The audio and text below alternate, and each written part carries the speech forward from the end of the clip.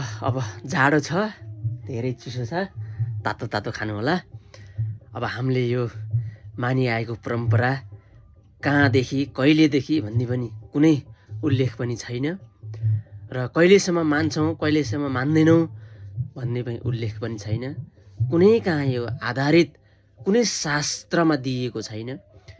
गीताले भन्छ यो परम्परा कहिलेदेखि मान्दै आएको, कहिलेदेखि मान्दैछौँ, कहिले चाहिँ मानिरहन्छौँ, यो मान्छन् कि मान्दैनन् मानिसले भन्ने यसको कुनै ठोस निर्णय पनि छैन भनेर बकाइदा साथ गीतामा दिएको छ।